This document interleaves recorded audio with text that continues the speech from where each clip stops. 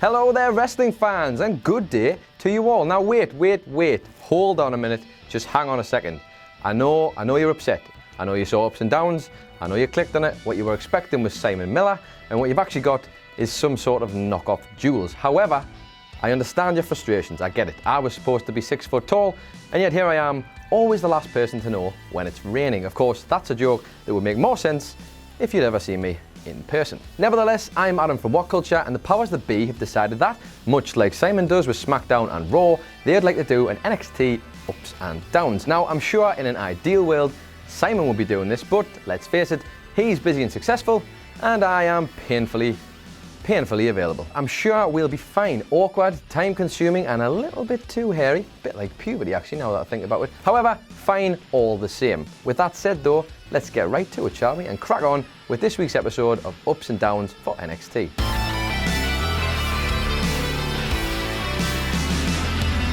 We kick things off with the Stakes and Weights boys, Heavy Machinery, taking on Tino Sabatelli and Riddick Moss. Now, there was nothing fancy here, both teams very much still on that learning curve. Heavy Machinery continued to be over with the fans, and Otis Dozovich pulling out the worm from his big beefy box of tricks is exactly how. Anybody who's going to give a little nod to Scotty 2 Hotty during the match is going to get an up from me. That said, Tucker Knight's attempt to do a sort of Cesaro swing but from a stand and headlock position, not so good. I'm gonna have to give that one a down. It looked sloppy as hell, the guy's knees were banging off the floor, but also on top of that, it's just a safety issue. Safety, people. It's important. Now, similarly, Sabatelli and Moss continue to be hated as the slimy heels that they're excellent at portraying, and that isn't going to change anytime soon if they keep picking up victories in the way they did with this one. They stole the win, it was the old foot on the ropes pin, referee didn't see it, and they pinched the victory from Otis Dozovich and Tucker Knight. Well now, aren't these three just bloody tremendous? I mean, there's nothing these guys can't do. Another excellent promo from the Undisputed Era. Adam Cole hyped his match with Aleister Black. Fish and O'Reilly hyped their match with either the Street Profits or the Authors of Pain, depending on who won the #1 contenders match. And let's be honest, most importantly, they managed to impress me, which got them a nice big fat juicy up. Now, as always, I enjoy seeing Fabian Aichner on an episode of NXT. He's impressed since his time on the Cruiserweight Classic where he debuted, and actually, although at the minute his role is to primarily put other people over, for now at least, his time will come, and he only really needs to look in the direction of NXT champion Andrade Cien Almas for some encouragement in that department. Aichner was up against Roddy Strong, and these two put on a 4.5-minute absolute corker of a match. High tempo, hard hitting, and all the while showcasing Aichner's skills as an in-ring performer, this one did exactly what it was supposed to do. Made Roddy look strong, pun intended, and also made Aichner look like a credible contender. But it was the messiah of the backbreaker who got the win in the end. He capitalised on a high-flying error from Aichner and then put him into the stronghold, making him tap out. Top stuff from both guys, and this match definitely deserves an up. Then Roddy followed that with a big statement of his own, calling out Lars Sullivan and actually quoting his promo from last week where he called out Killian Dane and decided he wanted to put himself in the firing line of the big behemoth. The prospect of either a strong Sullivan and Dane triple threat match at Philadelphia, or for a matter of fact, even just a Sullivan strong match, is definitely worth an up. Then again, signing a death warrant when you've got a family to support is not a great move at all. And with that in mind, I'm going to have to go for a down. Family, guys. It's important. Next up, we have this absolutely delightful promo about TM61. Let's not mess about. That's going to get 2 up straight away, 1 for each TM61er. Very good to see these two back in the mix. They've been missing for almost a year. Actually, it might be more than a year now at this point. Since Shane Thorne actually injured his knee, really bad, nasty knee injury. Now, I'm a big fan of these guys, and I was an even bigger fan of this video promo because at the end of the day, these are the things that are going to get people over. And we saw it similarly with Roddy Strong last year. It did amazing work for him, obviously, with his backstory. Seeing the ins and outs of TM61's career was excellent, and it's exactly what you need to put two guys right back in the spotlight. It was a really good character study of both guys, and if you throw in the inclusion of the absolutely incomparable Harley Race, which was a lovely little touch, and him by himself actually is just going to get 1 up straight away from me. Add that all together, and what you got there is some absolute top bombing from the NXT creative team. Also, can we just take a moment here? His name's Nick Miller, very much the same as this Nick Miller. And to be honest, this one makes me extremely happy, so he's going to get an additional up just for being him. Now, to be honest, you've got to be fair here. It's very difficult to find downs with NXT because it's such a good show. It's so consistent week in, week out. However, Aaliyah and I think it was Lacey Evans faced off, and they were just, it just wasn't quite working for me. They were trying hard, but it wasn't quite living up to the standard. Again, it is really down to just the fact that the other matches just had more of the good than what these ones did, but still, you know, It's gotta be. I'm sorry.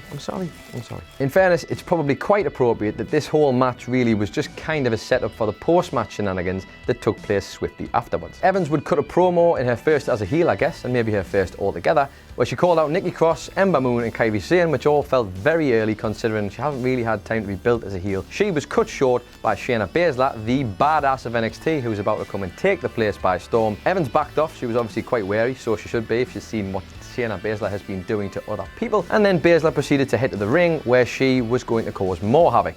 Aaliyah was on the floor after she'd lost the match. Baszler decided to choke her out and just add insult to injury. Naturally, this beckoned the face of the women's division, that'll be Ember Moon right about now. She came flying out of the ring, went to make the save on Aaliyah. Shayna Baszler slipped out of the back very casually.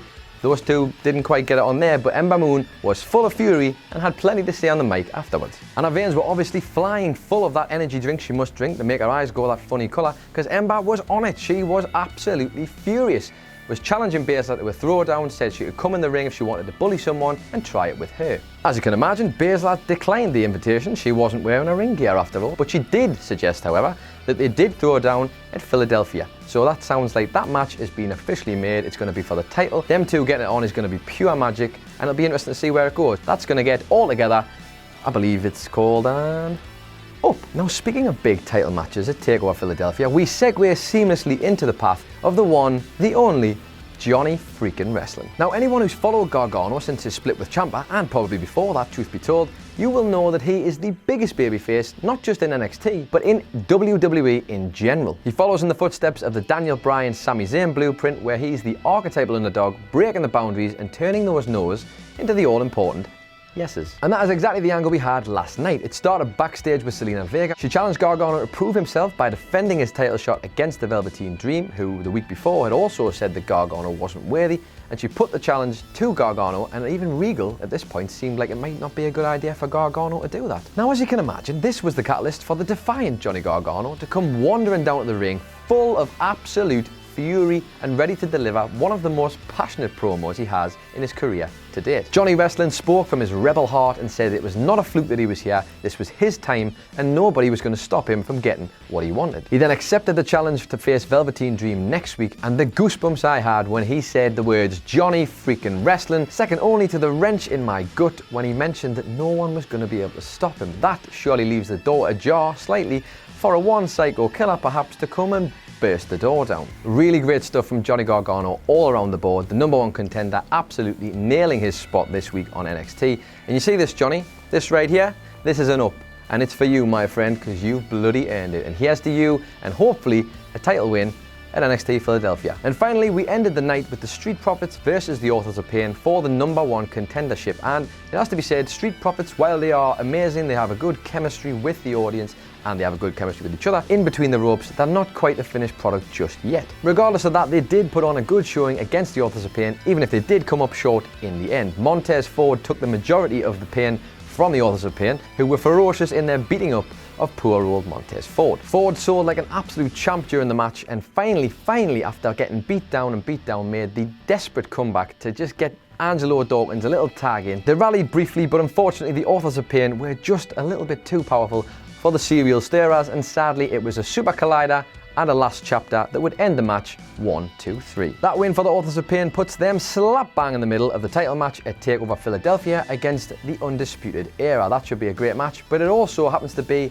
the last little article written into the book of ups for this week's NXT. Up for them, and that'll be that with NXT's ups and downs. There you go, that wasn't too bad, was it? The ups have been ups, the downs have been down, and hopefully everybody had a lovely time. Another great episode of NXT in the bag, and some intriguing progression as we head towards TakeOver Philadelphia on the 27th of January. Now be sure to let us know your thoughts about NXT and this inaugural episode of Ups and Downs for NXT in the comments below. We're trying to bring you a whole host of new content in 2018, this included, so please do leave your feedback. Someone will read it.